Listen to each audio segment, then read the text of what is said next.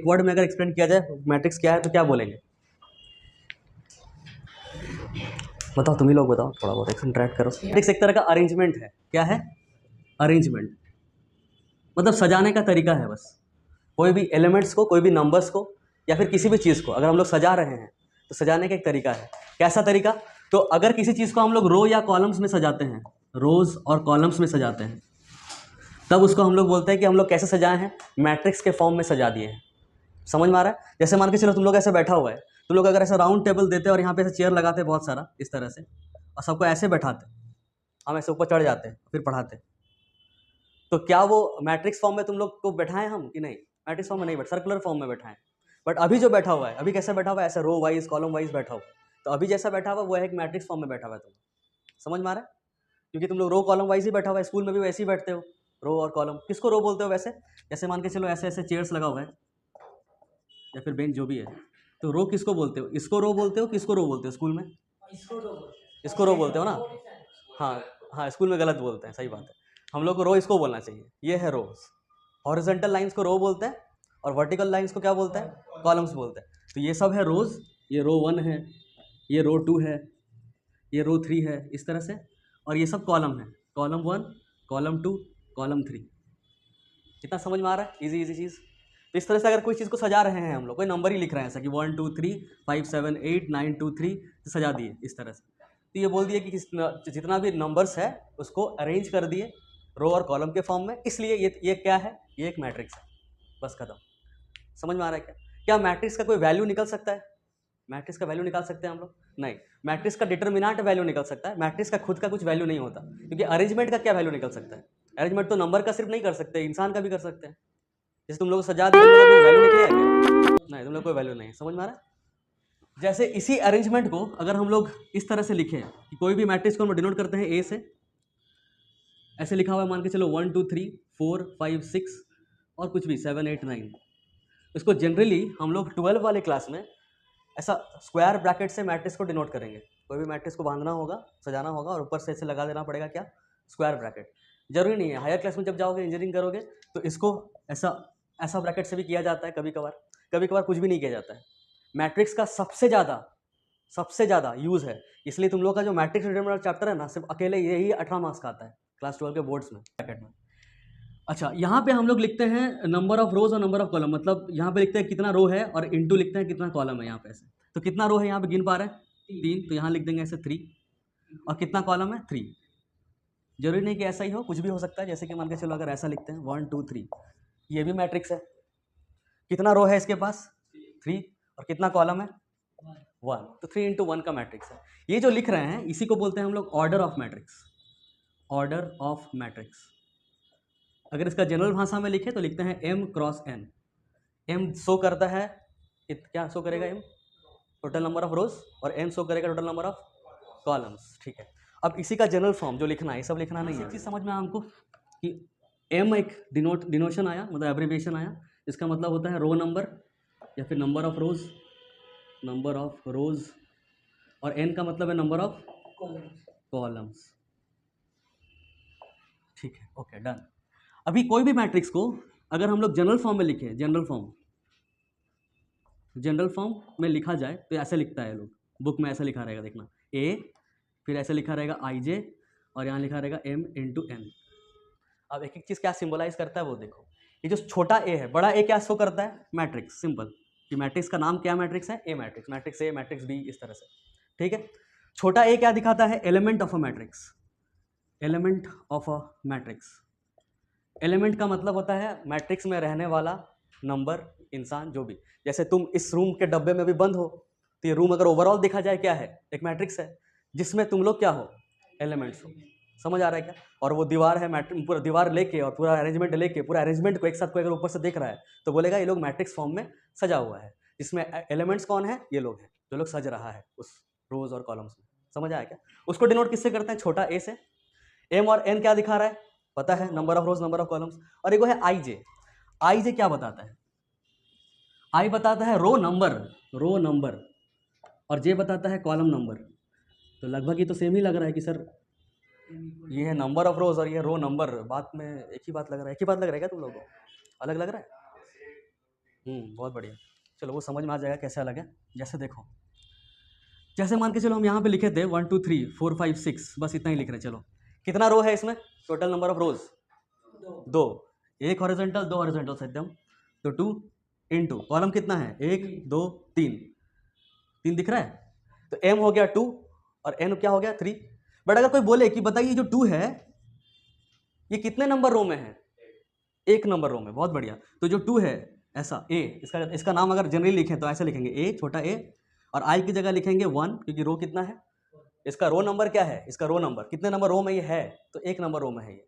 और कितने number column में है ये, पहला दूसरा, दूसरे नंबर में है, तो इसका j कितना हो जाएगा 2।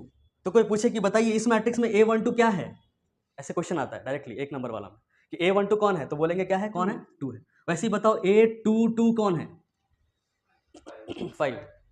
a22 मतलब जो दूसरे नंबर रो में है और दूसरा कॉलम में है। दूसरा रो मतलब ये पहला रो, ये दूसरा रो, दूसरा रो में यही होला, ये हो गया, दूसरा कॉलम में कौन होगा 1 2, तो यही फंस रहा है ना, इसमें भी और इसमें भी। तो 5 हो गया दूसरा नंबर रो में रहने वाला और दूसरा नंबर कॉलम में रहने वाला, 822 5 हो गया। इतना समझ में आया क्या? चलो फिर इसको भी नहीं लिखना है, ये लिखना है ऊपर वाला बस। कॉम्पैक्ट साइज में लिखे हैं हम मैट्रिक्स को, जनरली मतलब जनरल फॉर्म ही लिख रहे हैं, ये भी जनरल फॉर्म है और अभी जो लिखने वाले हैं वो भी जनरल फॉर्म है बट एक्सपैंडेड फॉर्म में। ए मैट्रिक्स को लिख रहे हैं हम लोग को, एक मैट्रिक्स बनाना है, एक मैट्रिक्स बनाना है जिसका ऑर्डर क्या हो, m इंटू एन हो, 2 3 नहीं 4 5 नहीं, m इंटू एन हो। तो इसका पहला एलिमेंट का नाम क्या होगा, a11। ये सबको समझ में आ रहा है? क्योंकि अगर ऐसा ऐसा लिखने जाएंगे हम तो इसका नाम होगा a11, क्योंकि पहला रो में भी है पहला कॉलम में भी है। इसके बगल वाला का नाम क्या होगा a12, वैसे ही चलते रहेगा a13। लास्ट एलिमेंट का नाम क्या होगा 1n, हाँ a1n। कोई दिक्कत किसी को समझ में आया? प्यार से आया समझ में? बहुत बढ़िया, तुमको आया सकता हूँ 1n कैसे हुआ। नेक्स्ट आते हैं फिर a21 a22, चलते रहेगा कहाँ तक a2n तक। ऐसे ही यहाँ पे ऐसे जैसे जाएगा जाएगा, a21 है, फिर a31 है, a41 है। यहाँ पे बताओ लास्ट में कौन आएगा, am1 के an1 n, हाँ यहाँ पे पूछ रहे, यहाँ पे कौन आएगा। यहाँ पे देखो ये 1 था, ये 1 था, ये हटाओ, इस चेंज कौन हो रहा है इधर जब नीचे आ रहा है 1 2 3 4, ये हो रहा है ना, ये है क्या रो नंबर लिख रहे हैं ना हम लोग, 1 ये 2 क्या है रो नंबर है, 3 क्या है यहाँ पे रो नंबर है। तो लास्ट वाला रो नंबर का नाम क्या होगा, तो रो नंबर किसको दिखाता है, m दिखाता है ना। अरे ये रो नंबर है, नंबर ऑफ रोज है ये, और यह नंबर ऑफ कॉलम्स, याद रखो बस इसको। अगर number of rose total m है तो जब ऐसे जाएंगे तो जब लास्ट वाले में पहला एलिमेंट का नाम क्या होगा a, कौन से रो में है ये, तो m नंबर रो में है। कौन से कॉलम में है, तो 1 नंबर कॉलम में है। समझ आया, am1। फिर ऐसे चलते रहेगा am2, चलते रहेगा, एकदम कोना वाला लास्ट वाला एलिमेंट यहाँ पे कौन होगा amn। बहुत बढ़िया बहुत बढ़िया। ये कितने नंबर रो में है, तो m नंबर रो में है। कितने नंबर कॉलम में है, तो लास्ट कॉलम है क्या, लास्ट कॉलम n है, तो इसका नाम हो जाएगा n, amn। पूरा समझ में आइए, a11 से लेके a1n तक, फिर ऐसे 21 से लेके 2n तक, 31 से लेके 3n तक। और अगर ऐसे देखेंगे तो 11 21 31 41 ले लेके डॉट डॉट m1 तक जाएगा, फिर इधर जाएंगे तो amn। बस इसको लिख लो, ये तो पता है, एक बार बता भी दिए। 2 5 3 6 मान के चलो 2 क्रॉस 2 का है। बोलेगा बताइए a22 क्या है, ऐसा तो कर लिए तुम लोग, एक बताओ क्या होगा 6 2 मतलब दूसरा नंबर रो पे और दूसरा नंबर कॉलम पे, दूसरा रो दूसरा कॉलम में कौन इंटरसेक्ट कर रहा है 6, तो ये 6 हो जाएगा। इस तरह का क्वेश्चन बन जाएगा। सत्यम सुना, एक मैट्रिक्स है 2 5 3 6, ठीक है, बोला है a22 बताना है, एलिमेंट a22 कौन है, तो a22 का मतलब दूसरा नंबर रो में रहने वाला, दूसरा नंबर कॉलम में रहने वाला। दूसरा नंबर रो ये है r2, दूसरा नंबर कॉलम ये है c2, कौन दोनों में फंसा, इसमें और इसमें 6, तो आंसर क्या हो गया 6। ऐसा क्वेश्चन एनसीईआरटी में देखना 2 4 को होगा, ठीक है, बन जाएगा वैसा। ओके, अभी नेक्स्ट तरह का क्वेश्चन लिखने की जरूरत नहीं है, करना है कि बोलेगा कि एक मैट्रिक्स फॉर्म कीजिए, फॉर्म अ मैट्रिक्स ऑफ, बोल देगा ऑफ ऑर्डर कितना कितना ले लें 2 क्रॉस 3। एक मैट्रिक्स फॉर्म कीजिए किस ऑर्डर का, 2 क्रॉस 3 का, जहाँ पे ऐसा डिफाइन कर देगा कि ए आई जे क्या होना चाहिए, ऐसा होना चाहिए कुछ i प्लस जे का होल स्क्वायर बाई 2, ऐसे कुछ फॉर्मूला सब बना देगा आई और जे के टर्म्स में, ठीक है। ये सब बहुत इजी क्वेश्चन होता है, 2 नंबर का भी आता है या फिर 1 नंबर का भी आ सकता है। तो बस यही हो गया क्वेश्चन, बना पाओगे लग रहा है, हो जाएगा इजी है। देखो पहले बोला 2 क्रॉस 3, तो 2 क्रॉस 3 का एक मैट्रिक्स बनाओ, 2 क्रॉस 3 मतलब कितना रो होगा? रो कितना होगा सत्यम बताना? 2 को रो होगा और कॉलम कितना होगा? 3। मतलब 2 को रो ऐसा कुछ दिखेगा और 3 को ऐसा ऐसा कॉलम दिखेगा।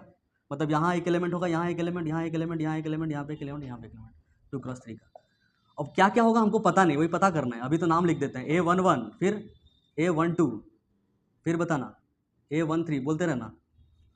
इधर बताओ A21, A22 है, 23 बोला हाँ, इधर A23। अब हमको पता करना है कि A11 है क्या, होगा क्या A11, ठीक है? तो अब इजीली बन जाएगा। हाँ बोल रहा, नहीं बोल रहा A11 क्या है बताना? तो I के जगह में क्या पुट करना है इस फॉर्मूला में, और J के जगह में भी क्या पुट करना है? 1। इस फॉर्मूला में पुट करो, मतलब ब्रैकेट 1 + 1 का होल स्क्वायर बाई 2, मतलब 2 का स्क्वायर बाई 2, मतलब 4/2, मतलब 2। मतलब ये पहला एलिमेंट कितना आ गया? 2। इसको हटाओ या फिर नेक्स्ट स्टेप में लिखना ये 2 है। समझ आया?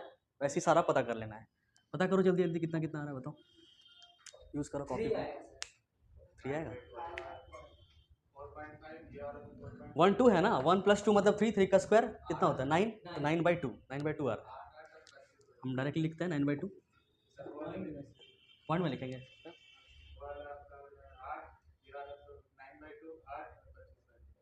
ये वाला 8, 1 3 8 आ रहा है। हाँ, 8 कैसे? 16/2, अच्छा हाँ। 2 1 बताओ, सेम ही रहेगा। A22 हाँ, सेम कैसा रहेगा? अच्छा वो बोल रहा है 8। A23 25/2, पुट कर देना इसके जगह में, मैट्रिक्स बन गया। और matrix having total number of elements, total number of elements as कितना ले लें? 6। What are the possible order of a matrix, of this matrix? What are the possible order of the matrix, या फिर how many, जो बोलेगा how many लिख दे, ठीक है। How many maximum possible order of this matrix is possible, is possible. Question ये है, ठीक। ये को कह रहा है कि एक मैट्रिक्स है जिसके अंदर में जो बहुत सारा नंबर होता है ना, तो इसमें कितना नंबर है अंदर में? 6 गो नंबर है। तो कितना तरीके से सजा सकते हैं इसको, कितना ऑर्डर हो सकता है? ऑर्डर मतलब वो जो number of rose number of column लिख रहा था ना, वैसा वैसा कितना मैक्सिमम पॉसिबल ऑर्डर इसमें हो सकता है? तो एक तो हो सकता है, बोलो जरा लास्ट बोलो आंसर जल्दी। 5 ही आ रहा तुम्हारा, 4 ही होगा, सही है। देखो पहला ऑप्शन है कि 6 × 1 का एक मैट्रिक्स बना सकते हैं। 6 × 1 का मतलब 6 को रो रहा और एक को क्या रहा? कॉलम। मतलब ऐसा कुछ कि मान के चलो A11, A21, A31, A41, A51, A61। कितना रो दिख रहा है? 6। और कितना कॉलम दिख रहा है? कितना एलिमेंट्स है इसमें? 6। कितना एलिमेंट बोला था ये लोग सजाने के लिए? सब कुछ मैच कर गया। तो पहला तो ये हो गया। दूसरा इसी का उल्टा हो सकता है, मतलब 1 × 6। समझ में आ रहा है क्या? लिखने का जरूरत नहीं है, ऐसे ही लिख देंगे, ठीक है। तीसरा 2 × 3, 2 को रो रहेगा और 3 को क्या रहेगा? कॉलम रहेगा। जहाँ जहाँ इंटरसेक्शन हो रहा है वही एलिमेंट है, याद रखना, कोई दिक्कत नहीं है उसमें। और एक बार इसका उल्टा। इसके अलावा क्या बन सकता है बताओ? 3 × 2, 3 × 2 मतलब तो ये, बस। क्या इसके अलावा और कोई पॉसिबल लग रहा है जिसमें 6 ही एलिमेंट हो अंदर में? नहीं पॉसिबल है, क्योंकि 6 कैसे कैसे आ सकता है वो सोच लो बस। 6 × 1 में आ सकता है, 1 × 6 में आ सकता है। क्या ये दोनों सेम तरह का मैट्रिक्स है? नहीं, अलग अलग है, क्योंकि मैट्रिक्स का मतलब ही होता है क्या? अरेंजमेंट। अरेंजमेंट बदला तो मैट्रिक्स बदला, ठीक है। यहाँ पे एक 2 × 3 का, एक 3 × 2 का, इसके अलावा नहीं बन सकता, पॉसिबल नहीं है। एनसी आ गया हल्का सा। क्वेश्चन में देखो क्या बदला, पहले सुनो। पहले बोला था कि कितना तरह का ऑर्डर ऑफ मैट्रिक्स बना सकते हैं, कितना तरह का, मतलब सजावट खाली, अंदर में एलिमेंट जो भी रहे कुछ भी मतलब नहीं है हमको। जैसे जैसे मान के चलो एक है, मतलब तुमको एलिमेंट दे दिए, 6 को एलिमेंट ये लोग है, 1 से लेके 6 तक है। एलिमेंट का नंबरिंग किया हुआ है 1 से लेके 6 तक, 1 2 3 4 5 6। तो जब ऐसे सजाया गया तो ऐसे ही होगा, 1 2 3 4 5 6। जब ऐसे सजाया गया होगा तो कैसा होगा? 1 2 3 4 5 6। ये अगर 6 3 5 2 ऐसा कुछ हो जाए, या फिर 2 3 5 1 2 ऐसा कुछ हो जाए, इधर उधर हो जाइए, नंबर समझ रहे हो ना? ये लगातार ना हो कि कुछ ऐसे ऐसे अरेंज हो जाए अपने में, आपस में, तो भी तो ऑर्डर वही रहेगा ना। समझ आ रहा है क्या बोल रहे हैं? वंस मोर, अगर ये नंबर, ये एक ऑर्डर है, ऑर्डर ऑफ मैट्रिक्स क्या है? 6 × 1। अब ये जो 1 2 3 4 5 6 दिख रहा है, ये लोग अगर आपस में अपना जगह चेंज करते रहे तो भी ऑर्डर क्या रहेगा? तो जब तक हम लोग ऑर्डर पूछेंगे तब तक इसका जो बहुत सारा पॉसिबिलिटीज है मैट्रिक्स बनने का, बट ऑर्डर कितने में काउंट होगा? एक। वैसे ही एक ऑर्डर टोटल 4 ही ऑर्डर आ रहा है। जब ऑर्डर वाला टर्म ही हटा दे रहे हैं, सिर्फ मैट्रिक्स बोल रहे हैं, तो एक एक ऑर्डर का बहुत सारा परमुटेशंस बन सकता है अरेंजमेंट। 6 गो है और 6 गो अपने अपने में सच सकता है पूरा, तो 6 फैक्टोरियल होगा ना। तो ये है 6 फैक्टोरियल, वैसा ये भी 6 फैक्टोरियल, ये भी 6 फैक्टोरियल, ये भी 6 फैक्टोरियल। तो 6 फैक्टोरियल, इसका आंसर होगा क्या? 6 फैक्टोरियल गुना 4, क्योंकि 4 को तो ऑर्डर है ना। मैट्रिक्स, नल मैट्रिक्स का एक और नाम था जीरो मैट्रिक्स। ऐसा मैट्रिक्स जिसका हर एक एलिमेंट क्या हो जाए? जीरो हो जाए। हर एक एलिमेंट क्या हो? तूने बड़ा ध्यान से समझ रहा है, जीरो हो बस हो ही है क्या, इतना कुछ ज़्यादा ही लग रहा है ऐसा। 0 0 0 0 ऐसा समझ आ रहा है? अगर ये 3 क्रॉस 3 का बनाते तो ऐसा कुछ दिखता। हाँ, दूसरा है क्या ले ले? Square matrix. ऐसा मैट्रिक्स जिसका m और n आपस में क्या हो जाए? इक्वल हो जाए। मतलब नंबर ऑफ रोज और नंबर ऑफ कॉलम्स क्या हो जाए? इक्वल हो जाए। जैसे ये एक मैट्रिक्स है 2 3 5 6, 2 क्रॉस 2 का मैट्रिक्स है, दिख भी रहा है, स्क्वायर वाला शेप ले रहा है, तो कैसा मैट्रिक्स हो गया ये? Square matrix. स्क्वायर वाला शेप बन जाए तो स्क्वायर मैट्रिक्स, ठीक है। जैसे एक और लेते हैं 2 3 5 6 7 8 1 5 6, ये 3 क्रॉस 3 मैट्रिक्स है, तो ये भी क्या है? एक स्क्वायर मैट्रिक्स है। स्क्वायर मैट्रिक्स मतलब ये दोनों सेम, m और n सेम हो गया तो स्क्वायर मैट्रिक्स, ठीक है। सिंगल एलिमेंट मैट्रिक्स भी स्क्वायर मैट्रिक्स। हाँ एकदम, बहुत बढ़िया। अगर ये लिखा हुआ है ऐसे करके 2, बस 1 क्रॉस 1 का मैट्रिक्स है, तो एक स्क्वायर मैट्रिक्स है, ठीक है। ये भी एक स्क्वायर मैट्रिक्स क्या कहलाया जाएगा, ठीक है। डन। को पता डिटर्मिनेंट वैल्यू बस स्क्वायर मैट्रिक्स का ही निकाल पाएंगे, का ही होगा, ठीक है। अगर स्क्वायर मैट्रिक्स में m और n इक्वल होता है तो ऑब्वियसली कॉमन सेंस, अगर रेक्टेंगुलर मैट्रिक्स तो इक्वल नहीं होगा, सिंपल। m और n आपस में क्या नहीं होगा? इक्वल नहीं होगा। अगर m और n अलग अलग है तो उसको कैसा मैट्रिक्स बोल सकते हो? रेक्टेंगल मैट्रिक्स या फिर रेक्टेंगुलर मैट्रिक्स, जो मन करे। इसी में दो चीज़ आ जाता है, दो चीज़। एक आता है हॉरिजॉन्टल मैट्रिक्स, इसको कोई कोई बोलता है हॉरिजॉन्टल रेक्टेंगुलर मैट्रिक्स, एक ही बात है। और एक आता है वर्टिकल मैट्रिक्स। हाँ, हॉरिजॉन्टल मैट्रिक्स कुछ ऐसा दिखेगा और वर्टिकल मैट्रिक्स कुछ ऐसा दिखेगा। अगर ऐसा दिख रहा है बताना 1 2 3 ऐसा लिखा हुआ, इसमें 1 2 3 ऐसा लिखा हुआ, इसका ऑर्डर सत्यम बता सकते हो? थोड़ा सा ऑर्डर ट्राई करो बस। ऑर्डर मतलब पहले लिखते हैं हम लोग रो कितना है, उसके बाद लिखते हैं कॉलम कितना है। रो कितना है बताओ इसमें? हाँ बहुत बढ़िया, 1 इंटू कॉलम 3, बहुत बढ़िया। तो ऑब्वियसली हॉरिजॉन्टल बनने के लिए क्या होना पड़ेगा? m ग्रेटर देन n कि m less than n? m less than n, तो ऑब्वियसली कॉमन सेंस इधर। अच्छा ठीक है, एक ही बात है, लिख लो, इतना हो गया। एक होता है डायगोनल मैट्रिक्स, एक होता है डायगोनल एलिमेंट। बहुत कन्फ्यूजन होता है, जनरली लोग डायगोनल मैट्रिक्स बुक में लिखा रहेगा, पढ़ा दिया जाएगा और इसके बारे में जिक्र कहीं नहीं करेगा, फंस जाओगे। क्वेश्चन इसी से आएगा, मतलब बोर्ड्स में नहीं, जेई वगैरह में पूछता है। क्या है दोनों में डिफरेंस देखना। डायगोनल मैट्रिक्स एक ऐसा मैट्रिक्स है जिसमें डायगोनल एलिमेंट के अलावा सारा क्या हो जाता है? जीरो। मैट्रिक्स जिसमें डायगोनल एलिमेंट के अलावा सारा जीरो हो, ठीक है। समझ में आ रहा है? सिंपल। डायगोनल एलिमेंट के अलावा बोले तो पहले समझना पड़ेगा डायगोनल एलिमेंट होता क्या है। क्या लिखा हुआ है कि ऐसा मैट्रिक्स जिसमें डायगोनल एलिमेंट के अलावा सारा जीरो हो, ठीक है। अच्छा, कैसा मैट्रिक्स होना चाहिए? ऐसा लिख देते हैं यहाँ पे, स्क्वायर मैट्रिक्स ही होना चाहिए। कैसा? डायगोनल मैट्रिक्स एक तरह का क्या होता है? डायगोनल मैट्रिक्स एक तरह का स्क्वायर मैट्रिक्स होता है। वंस मोर, डायगोनल मैट्रिक्स जब भी जिक्र हो तो समझ जाना कि एक तरह का किस चीज़ का बात कर रहा है? स्क्वायर मैट्रिक्स का बात कर रहा है। 2 क्रॉस 2 ही हो सकता है, या फिर 3 क्रॉस 3, या फिर 4 क्रॉस 4, ऐसा 2 क्रॉस 3 नहीं हो सकता। समझ आ रहा है? ठीक है, रजिस्टर्ड हो गया ब्रेन में। डायगोनल मैट्रिक्स मतलब स्क्वायर मैट्रिक्स। ठीक है, अब आते हैं डायगोनल एलिमेंट। जैसे स्क्वायर मैट्रिक्स एक बना देते हैं हम यहाँ पे 2 3 5 6, इसका डायगोनल कौन सा है? ये भी डायगोनल है और तुम लोग के हिसाब से ये भी डायगोनल है। ठीक है, बट इसको ही हम लोग बोलते हैं बस लीडिंग डायगोनल, मतलब ये वर्ड यूज़ होता है लीडिंग डायगोनल। नॉर्मल हम लोग एनसीईआरटी में ऐसा वर्ड यूज़ नहीं होगा, सिर्फ डायगोनल बोलेगा, बट लीडिंग डायगोनल बोलता है ऐसा नॉर्मल क्वेश्चंस में, तो कंफ्यूज मत होना कभी ऐसा दिख जाए तो। लीडिंग डायगोनल ये डायगोनल नहीं है मैट्रिक्स के चैप्टर में, ये वाला डायगोनल नहीं है। तो किसको डायगोनल बोल रहा है? डिफाइन कैसे किया गया डायगोनल को? डायगोनल को नहीं, वैसे नहीं, डायगोनल को डिफाइन किया गया कि इसका नाम बताओ पहले, चलो A11 है, नहीं है, इसका नाम क्या है? A22, इसका नाम A12 और इसका नाम 21। ठीक, तो डायगोनल एलिमेंट कौन कौन है जिसका आई और जे क्या हो रहा है? इक्वल।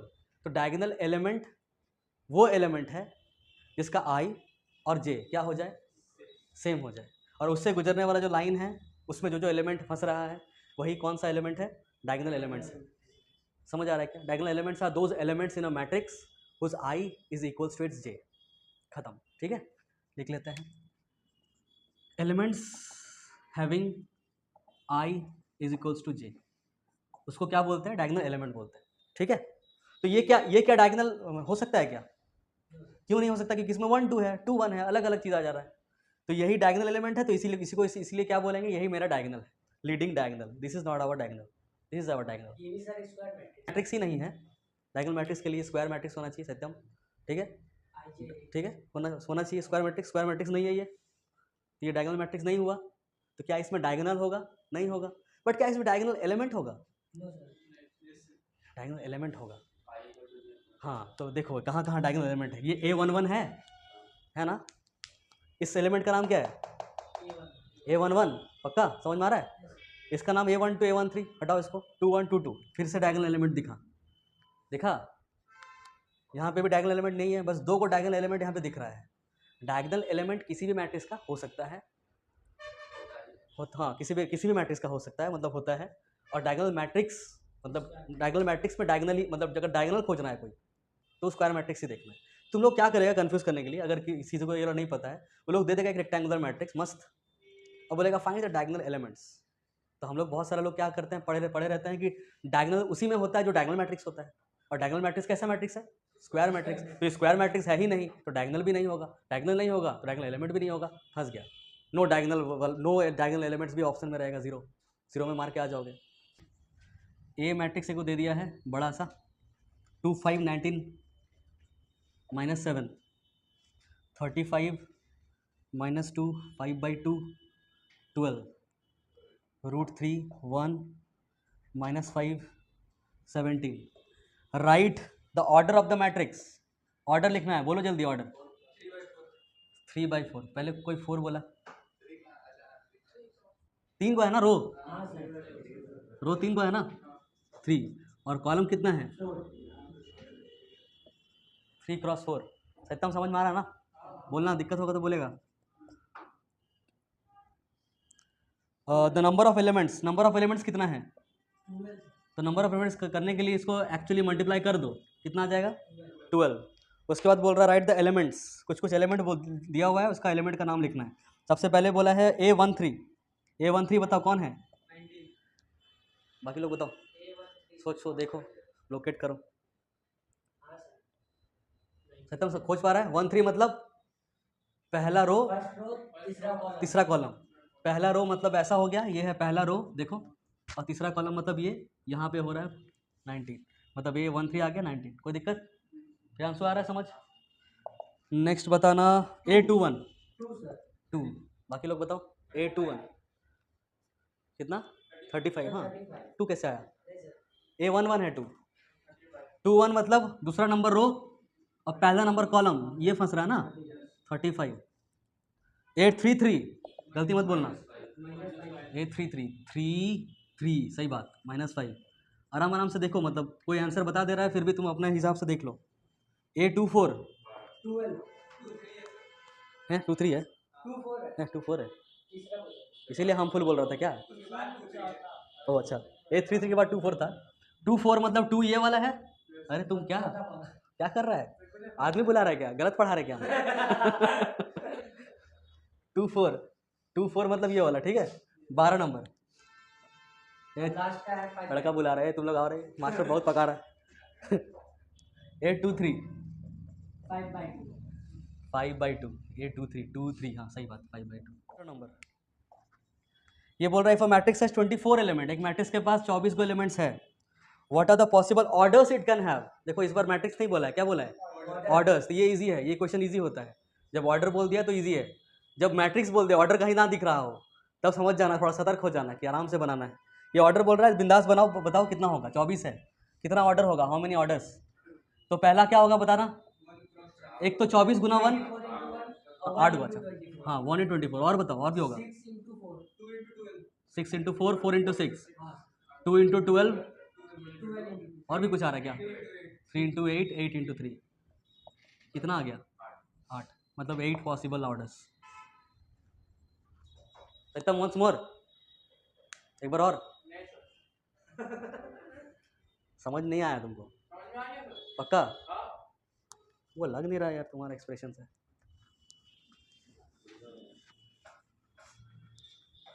चलो उसके बाद उसी में आगे कुछ पूछ रहा है, what if it has 13 elements, अगर इसमें 13 एलिमेंट होता तो कितना ऑर्डर बनता? दो ही, एक 13 गुना 1 और एक 1 गुना 13, बस ठीक है, दो ही बन पाता, क्योंकि 13 का कुछ और फैक्टर्स नहीं होता है, प्राइम नंबर है। हाँ ऑड नंबर नहीं, ऑड नंबर मत बोलो, प्राइम नंबर बोलो। उसके बाद सेम क्वेश्चन है, क्वेश्चन नंबर 3, 18 को है, इसको स्किप करें, ठीक है। नंबर 4 वाला क्वेश्चन देखो, बोल रहा है कंस्ट्रक्ट 2x2 मैट्रिक्स, एक 2x2 का मैट्रिक्स बनाइए उस फॉर्मेट में जहाँ पे एक फॉर्मूला दे दिया है। पहला वाला तो वही है जो हम एग्जाम्पल लिए थे, हमको बनाना है तीसरा वाला, थर्ड वाला देखो, 4 का 3, aij इज इक्वल्स टू है i प्लस 2j का होल स्क्वायर बाई 2, ये भी मज़ा नहीं आ रहा है, ये थोड़ा अच्छा नहीं है। ये भी सर 5 का 1 बनाओ, 5 का 1, ये इजी है, 5 का 1 करते हैं। मार खाएगा तुम अभी। एक 3x4 का मैट्रिक्स बनाना है जिसमें नंबर 1 में दिया हुआ है aij is equals to half, फिर मॉड -3i प्लस j,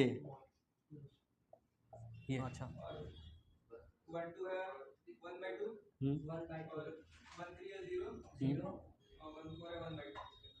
ये आया था मैच किया इतना। इसमें है कि find the values of x y z from the following equation, दो को मैट्रिक्स दे दिया है इस तरह से 4 3 x 5 और उधर दे दिया है y z 1 5 और दोनों मैट्रिक्स इक्वल है, तो इक्वल है तो उन लोग का एलिमेंट भी कॉरस्पॉन्डिंग एलिमेंट क्या हो जाएगा, इक्वल। मतलब इसका हाँ यहाँ पे 4 है और यहाँ पे y है, इसका मतलब y किसके बराबर, 4 यहाँ पे 3 है, यहाँ पे z है, तो z किसके बराबर, 3 के बराबर। यहाँ पे x है, यहाँ पे 1 है, तो x किसके बराबर, 1 और यहाँ 5 और 5 तो है ही। बोलो समझ आया क्या, कोई दिक्कत इसमें तो कुछ है ही नहीं, ठीक है, इजी है, ठीक है। अब इक्वेशन बनने वाला एक देखते हैं, 7 नंबर, हाँ ये लिखने का भी जरूरत नहीं है, लिखेगा क्या, 7 नंबर लिखना, ठीक है। कितना टाइम हो गया, 7:27। सर 6 का 2 3 लिखते हैं a माइनस बी किसके बराबर हो जाएगा, देख के बताना, -1 -1 समझ आया सबको, जी सर एकदम बता नहीं रहा तुम, होगा ना -1, तुम नेक्स्ट वाला तुम अकेले बताना, ठीक है। 2a प्लस सी किसके बराबर होगा, हाँ सही है, और 2a माइनस बी 0 और 3c प्लस डी 13। अब इसमें कितना इक्वेशंस दिख रहा है, 4, और कितना अननोन है, अननोन कितना है, मतलब वेरिएबल्स कितना है, 4 है, 4 इक्वेशन है, 4 अननोन है, निकल जाएगा आराम से, निकालो कि हम निकालें, निकलेगा सर। पहले यहाँ से देखो 2a minus B equal to क्या है, तो सबसे पहले इसी को टारगेट करते हैं, 2a इक्वल टू क्या हो जाएगा, b, मतलब जहाँ जहाँ b है वहाँ हम लोग क्या लिख सकते हैं, 2a। तो कहीं देखो ऐसा वाला दिखा, यहाँ पे देखो a को a लिख देते हैं, माइनस को माइनस लिख देते हैं, b के जगह में 2a लिख देंगे, बहुत बढ़िया, और इक्वल टू क्या हो जाएगा, a से -2a चला गया, कितना बच जाएगा, minus A equal to -1, minus minus cut गया तो a कितना आ गया, तो a को आ गया a इक्वल टू 1। अगर a 1 आ गया तो पुट करो यहाँ पे 2 × 1 इक्वल टू b, तो b कितना आ जाएगा 2, तो b भी निकल गया। c निकालो, अभी कहाँ से निकालेंगे c, A का हाँ यहाँ से निकालो, 1 देखना यहाँ से 2 और a कितना है 1, तो इंटू 1 हो जाएगा, plus c equal to 5, 2 × 1 2 plus c equal to 5, c equal to कितना हो जाएगा 3, मतलब c आ गया 3।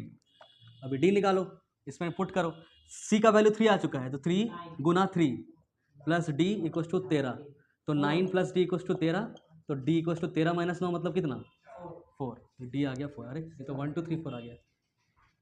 यहाँ से 3x प्लस 7 जीरो के बराबर, 3x प्लस 7 जैसे ही जीरो करोगे तो x का वैल्यू क्या आ जाएगा -7/3। x का वैल्यू -7/3 कहाँ है, ये तो नहीं है, तो ये गया, ये ऑप्शन होगा क्या, नहीं होगा, कोई नहीं होगा। कोई नहीं होगा। चलो कोई नहीं होगा, तो बचा कौन सा फिर, यही बचा, डायरेक्टली लिख सकते हैं। वो 2 - 3x को भी वो सॉल्व कर सकते हैं। हाँ करते हैं। यहाँ पे 2 - 3x से करते हैं एक बार। 2 - 3x इक्वस टू 4 है ना, तो आ जाएगा यहाँ पे 2 - 4 इक्वस टू 3x, तो x इक्वस टू हो जाएगा कितना -2/3। मैच कर रहा है, इसके साथ मैच कर रहा है। बट ऐसा नहीं हो सकता कि एक ही इक्वेशन में x का 2 वैल्यूज आ जाए, क्योंकि क्वाड्रेटिक तो नहीं है, इसलिए 2 दे रहा है वैल्यू, इसका मतलब ये कॉन्ट्रैक्ट कर रहा है, मतलब not possible. Number of possible matrix of order 3 cross, number of possible matrix बोला है, नंबर ऑफ पॉसिबल ऑर्डर नहीं बोला है, समझ में आ रहा है। जिसका ऑर्डर 3 क्रॉस 3 हो, तो 3 क्रॉस 3 का एक बना दिया मैट्रिक्स, ठीक है। यहाँ पे 1 2 3 4 5 6 7 8 9, ये हो गया 3 क्रॉस 3 का मैट्रिक्स। कोई दिक्कत यहाँ तक। विथ ईच एंट्री 0 और 1, मतलब हर एक में दो ही चीज़ हम लोग पुट कर सकते हैं, या तो 0 या तो 1। तो कितना मैट्रिक्स बना सकते हैं, तो बताओ इसको कितने तरीके से भर सकते हैं हम लोग, 2 तरीके से भर सकते हैं। इसका नंबर ऑफ तरीका है 2, इसका फिर से 2, तो ऐसे करके कितना 2 आ जा रहा है 9, तो मतलब 2 इंटू 2 इंटू ऐसे 9 बार, तो 2 टू दी पावर कितना हो जाएगा, यही आंसर होगा। इसको सॉल्व करके जो आएगा वही तुम्हारा ऑप्शन होगा। तो यहाँ तक तो नहीं होगा, समझ में आ जा रहा है, नीचे वाला। तो ऑप्शन नंबर डी होगा। वंस मोर देखो, अगर तुम्हारे पास एक ऐसा डब्बा रहे ना, और इसको बोला जाए कि इसको भर सकते हैं हम लोग या तो 0 से, या तो 1 से, या तो 2 से, ऐसा बोल दिया, 3 नंबर से भर सकते हैं इसको, तो इसको भरने का कितना तरीका हो गया 3, तो इसको वही बोल रहे हैं हम कि इसको भरने का कितना तरीका है 2। हाँ हाँ हाँ हाँ, हाँ, बारी बारी, जैसे इसमें 0 या 1 दोनों में से कोई जाएगा, एक जाएगा, तो 2 तरीका है इसको भरने का, इसको भरने का भी सेम वही 2 तरीका, तो सब में 2 तरीका है भरने का। तो टोटल में कितना तरीका है, तो सबको गुना कर दो, 2 इंटू 2 इंटू करके कितना गो है, टोटल 9 गो है, तो 2 मल्टीप्लाई होगा 9 बार, ऐसे 9 टाइम्स। उसी को क्या लिख सकते हैं हम लोग 2 टू द पावर 9। इसको सॉल्व करोगे यही आएगा, समझ आ गया।